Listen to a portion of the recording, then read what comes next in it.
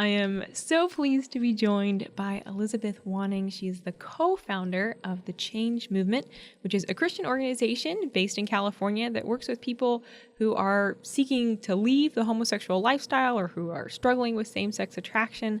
Elizabeth, welcome to the show. Thank you so much. It's such a pleasure to be here. Well, you joined the Problematic Women, where you joined the Daily Signal podcast probably about 2 years ago, I think it was. And you have a personal story that you shared at that time. I want to ask you just to share briefly a little bit of your own story of walking through homosexuality, what that looked like for you and what that journey out was. Mm-hmm. Well, when I was about 16, I began questioning my sexuality after a very intense and intimate relationship that began forming with another woman. Pardon me. And she and I, we became such incredible, close friends. My relationship with her set the standard for every other relationship that I would have. And out of that, I began questioning my sexuality for years. Both of us did. I ended up coming out as a lesbian in my early 20s and then moved into a metropolitan area, into a gay neighborhood. I had been raised Presbyterian, PCUSA, and so I was following my faith to the best of my ability, which, in the 90s as a lesbian woman, as a Christian, that was a challenge. In my own local body, I was a rising elder, so I was on the board of elders in my church, and I was grappling with my faith and decided that I would go to seminary. So I asked for my pastor's recommendation, a requirement to go to seminary. So I went to seminary openly gay, and pretty much his first words to me were, well, you'll have to come out to the board of elders and resign. Mm. So I resigned on the basis of immorality from my church. I was not sexually active at the time. I was seeking a celibate life. But by virtue of my new identity or my newly discovered identity, I was no longer qualified. So I resigned and then went to seminary. I graduated from seminary with a master's in theology at a time in the church when nobody was ordaining gays and lesbians, and the PCUSA was really just, I was moving forward with the More Light movement at the time and really trying to encourage the church to open its doors to LGBTQ identifying people, and struggling with that place of, I know I'm called to ministry, I love the Lord, but yet I'm suddenly disqualified, and found myself among several other seminarians who had had similar experiences and even had been thrown out of their churches. It wasn't just that they were asked to resign, but they weren't even allowed in fellowship. Wow. So I was addressing that issue among my fellow peers. When I moved from, I was going to school in a major metropolitan area. I moved from that area, which had a huge gay neighborhood, down to a rural neighborhood just on the fringe of the Bible Belt. And so there I was. I mean, I want people to picture this. I was about 30, 35, and very stereotypically butch. So I mostly shaved my head. I had piercings and some tattoos, which in early 2000s was not common. Yeah. So here I am in this rural community, pretty much the token lesbian with my pride stickers on the back of my truck and everything else, and in a very, very small community, 5,000 people. And a local pastor, a young man, saw me and said, oh, she needs to know the Lord. Mm. And so he approached me and began trying to witness to me, and at one point asked, well, where are you going? And I said, well, I'm a pastor, and I'm going to the office at my church. And just the look on his face was like, this does not compute. Yeah. It was very funny. But that moment caused us to strike up a relationship. And he invited me to his outreach. He was a youth pastor, and so I went one night to his gathering, and he was charismatic. And I often tell people it was a Presbyterian's worst nightmare. Here I am, a dignified hymn-singing Presbyterian in the midst of this contemporary worship, and kids were being filled with the Holy Spirit, and he was on the move that night. Kids were on the floor, and there was weeping and running and speaking in tongues, all things I had never seen before. Mm-hmm. But what happened was a 17-year-old boy approached me and said, I believe I have a word from the Lord for you. Now, can you imagine being a 17-year-old boy looking at me? He'd probably never spoken to a lesbian before, maybe never even seen one, and was brave enough to come up and say, I think the Lord is speaking to you. Wow. I'd never heard of anything like that. And so I remember thinking in that moment, I don't know what this is, but I need to hear. And so he proceeded to tell me something that I had been praying about for years. And that caused me to question whether I believed God knew me specifically. So here I had gone all this way, made, it seemed to me, great sacrifices for my faith. And I found myself in the position where I was actually questioning what I knew of God. And that caused me to think, I need to know. So I did the thing that I most relied on. I picked up a new Bible, and I began highlighting in the Bible every place where God describes himself. And it was really that journey over about 18 months of rereading the Bible, looking at the character of God, and then interacting with people who claimed that they experienced the love of God, that they could directly interact with that. It was this experiential Christianity that I had never been a part of before. I'd been a part of a strongly intellectualized academic Christianity, strongly weighted on the social justice end, but never been exposed to this personal witness. And that set me on the journey that caused me to begin looking at Scripture and realizing, okay, I identify as a lesbian and I'm a woman. Clearly in Scripture, that isn't represented. Mm-hmm. We can go a lot of places in gay theology looking at men, but there aren't too many places you can go with gay theology looking at women. And I began questioning what lesbianism was to me, and I recognized that it gave meaning and purpose to my life. It gave personal power and authority to my life. It really gave me my voice. And that caused a bit of an existential crisis for me in the context of my faith. Yeah. And so before the Lord, I began analyzing what that meant and why it was so challenging for me, such a letdown to be just a woman. Wow. And analyzing that and prayerfully walking through that with the Lord, learning the Lord's language for my life, revisiting Scripture, understanding the character of God and where I fit in that. And the Lord was able to displace my sense of belonging as a lesbian with my sense of belonging as a daughter of God. Wow. And it was that kind of threshold, that crossover moment that really pulled me out of the gay community. That wasn't a quick journey. Once I started moving in that direction, I began questioning what I had believed, everything that I had believed. At first I was in a panic because I thought, I have been teaching and preaching and promoting heresy. That was my first thought.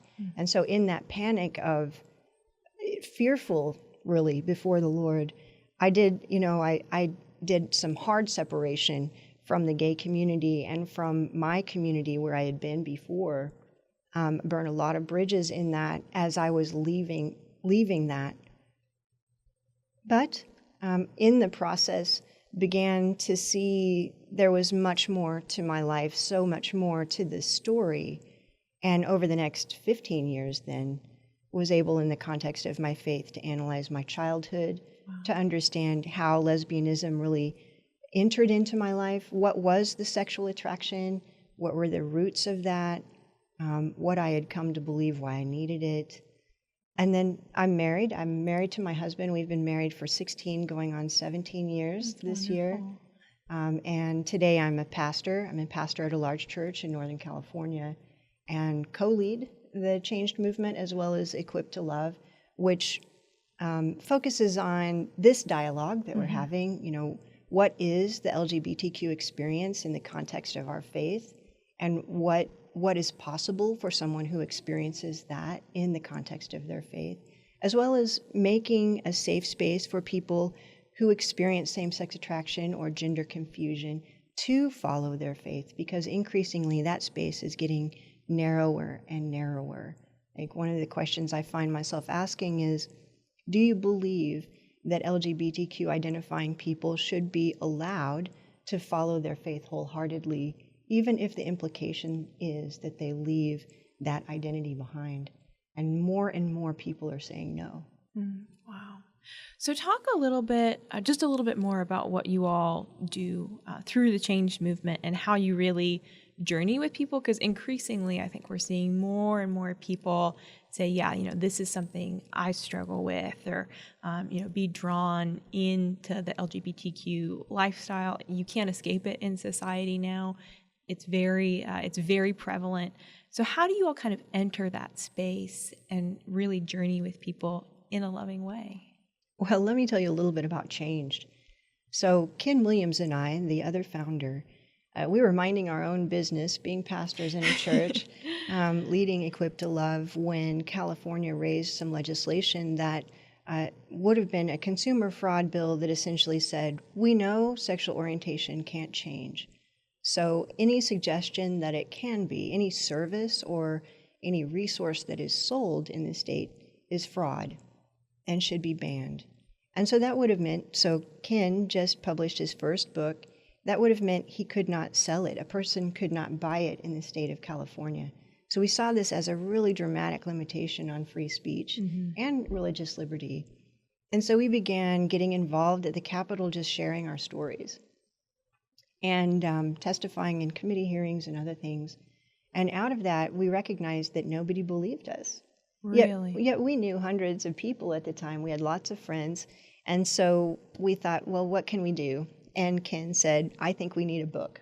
So we drove home to our home church and presented that idea to some of our leadership, and we quickly threw together a book that we ended up calling Changed, and an intentionally provocative name. And it was comprised of about 30 stories of men and women who had left LGBTQ, and they were very brief. There was no rhetoric, just their stories. And we took that book, along with everyone who had been in it, to the Capitol and passed it out to every senator ahead of the senatorial Judiciary Committee hearing, and spoke to people in their offices. And then on the day of the hearing, we staged a rally where we all shared our stories. It was 5 minutes of testimony each person, and it ended up being roughly 2.5 hours of live testimony from the Sacramento Capitol that was live streamed. And that live stream ended up touching hundreds of people. Like today, Ken and I know thousands of people who have been exposed to that live stream or some other moment that we've spoken of and come our way. We began collecting testimonies and recognizing that people needed to know we existed. And out of that, we have found ourselves using a political platform and addressing public policy to do a couple of things. One, to just let the world know that God enters into the life of an LGBTQ person, and sometimes the impossible does happen. And the Lord is an incredible bringer of wholeness. And so we are able to kind of pronounce the gospel in unusual places by doing that, but then also recognizing that a lot of the legislation that's happening right now is closing the door for the gospel, as we've experienced it, to be expressed to the gay community. And so Changed mainly has as its focus this cultivation of a grassroots network, really a worldwide grassroots network, but mostly here in the U.S., that just encourages our membership to share their stories, whether it's in church or in a public arena, so that people hear what God can do in a person's life, and also how important it is that there be protections for free speech and religious liberty for the gay community to have the choice to move forward on their faith. But I love your approach. It's so powerful because you can't argue with someone's personal story, what they've experienced, what they've walked through, what they've journeyed. That's incredible. Now, I know this week you and Ken have been here in D.C. You've been talking with policymakers. You've been gathering individuals together to talk about this issue. So share just a little bit about, the issues that you're kind of focused on, the policies that you all are focused on right now, and where we are as a country at this moment, kind of wrestling through, so much promotion of LGBTQ agenda. Well, the LGBTQ quote unquote agenda is so complex. Yeah. What I see is this somewhat superficial conversation or oversimplified conversation of even what it means to be LGBTQ. And so one significant problem that we have is that identity politics are being codified into legislation, which is such a constraint on the human experience. Like, honestly, the LGBTQ experience is, to a measure, and this could be offensive to many, to a measure it's dehumanizing, because it essentially says you don't really belong among the rest. You have to have a special label in order to belong among the rest of the male and female population. And that sense of belonging is such a sore spot for people who experience LGBTQ. And so there's this conundrum of, when you apply the label to yourself, you find belonging among that niche or that small group of people, but you don't find belonging among the larger group, and you really want belonging among the larger group. So now you're constrained in the smaller group, and what legislation is trying to do is force the larger group to accommodate you in a way that you still have legal protections that exclude you from simple identification as a person among persons. And so it's a very strange semantic conundrum that we're watching unfold. And the problem of rejection and abandonment in the gay community is a lasting and often lifelong problem. And so I'm not entirely convinced that legislation is going to assuage that. Yeah. There needs to be a larger conversation for America on what it means to be human, what is human dignity, and how do we accommodate our differences and truly love one another in a way that is relational, communal, cultural. I'm fearful that the legislation that we're creating will be even more divisive as opposed to unifying. Yet I think the heart behind much of the legislation is to force unity. We'll see whether that plays out. Yeah. So, there are a number of problems. I think one of them that is particularly painful for us is the conversation on counseling choice, because it's very strongly stigmatized. Is that also conversion therapy, essentially? Because I know that term is thrown around a lot. Okay. So-called conversion therapy, which is so ill-defined. Yeah. We have a friend from Canada, Jojo Ruba, who has analyzed legislation across the world, and he's found over 150 different definitions of conversion therapy. And so there's this presumption of what it is, but no clear legal definition. And many of us in Changed have availed ourselves of and benefited from programs that focused on some of the unique problems that are common to people with the LGBTQ experience, whether it's rejection or even sexual abuse. Although not every person has sexual abuse issues or trauma issues or attachment issues. Everyone is so unique. Nevertheless, there are so many of us who do. And so what do you say to a person, a woman, for example, who was molested as a child and raped as a teenager and now can no longer find herself safe with another man, and so turns to a woman for the security of that relationship and comfort of that relationship, and so now is encouraged to identify as a lesbian and to believe that she was born that way, to believe that there could be no particular route to her experience of same-sex attraction, and so never get the opportunity to address the trauma with the possibility of resolution.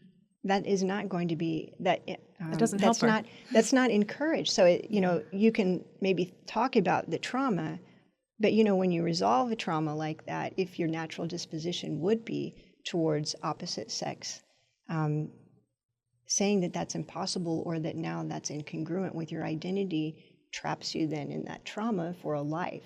And I've talked to so many women for whom that is their living experience. As a gay person, it's anathema to suggest that trauma or childhood experience informs your sexuality. Nevertheless, that's true. Or another scenario would be a child experiencing gender dysphoria. So we know statistically, and the APA agrees, that children below the age of puberty, if they're allowed to, if they're not encouraged to transition, like if they're allowed to naturally grow and encouraged to align with their biological sex, so watchful waiting, they will desist from opposite sex identification, gender confusion. And but often what has happened in a moment like that is that child has experienced some kind of trauma. There's a perception that being the sex that I am is wrong. So, for example, our friend Kathy Grace Duncan experienced some sexual abuse and then watched her father beat her mother. And she made a childhood judgment that it would be better, like I could be a better husband to my mother than my father could be. So I'm going to become the man that my father isn't. And that played out for her. That childhood perception took root and began bearing fruit, and she eventually transitioned and lived as a man for 11 years. Now, if someone along the way could have identified that she was traumatized as a child, how much pain and confusion and even self-mutilation could have been avoided? And yet, with a conversion therapy ban, that would be forbidden. A conversion therapy ban would insist that the transgender identity be affirmed. And so we're setting ourselves up for ongoing harm while we're almost delusional about some of the nuance of the LGBTQ experience. Yeah. And I know we were talking a little bit before we started recording just about women and kind of the impact and the perception that women have kind of within this movement and the resources that are afforded to women specifically who are struggling with homosexuality. Could you just talk a little bit about that? Well, yeah, because I think culturally, the presentation of what it means to be LGBTQ mostly is weighted on the gay side, as a gay man. So mostly the experience of a gay man is the presumption for a lesbian woman. So we presume that she has had the same kinds of experiences where at puberty then she was strongly sexually attracted to the same sex, when most commonly a woman's sexuality begins, or sexual expression begins with an emotional attachment, rather than a simple, I don't want to oversimplify this, but rather than just the immediate sexual arousal. And so there's this complexity of a woman's sexuality that is never discussed, and the fluidity that is natural to a woman and well known scientifically. So women typically, if you read Lisa Diamond's work, their sexual orientation follows their strongest love interest. And so, a woman's sexuality is not being clearly explained or described in culture. Instead, women are being told, you're born this way, and if you have any nuance in your sexuality, well, then you're either lesbian or you're bi. And once you're one of those, there's no turning back, right? And then even the scientific studies that are being used to undergird some of the legislation that is bringing SOGI language, sexual orientation, gender identity language, so replacing the word sex with language that is more inclusive, quote unquote, inclusive, denies a woman's biological reality, first of all, and the necessity of protections for that. But then many of the studies that are being used, I want to say particularly on the conversion therapy ban side, don't incorporate women's experience. Women are we have not been studied. And so, for example, the Williams Institute study that's being used most often to suggest that suicide is the typical outcome for conversion therapy doesn't have a single woman included in the study. So women are still poorly understood in our culture, in my opinion, and the woman's experience is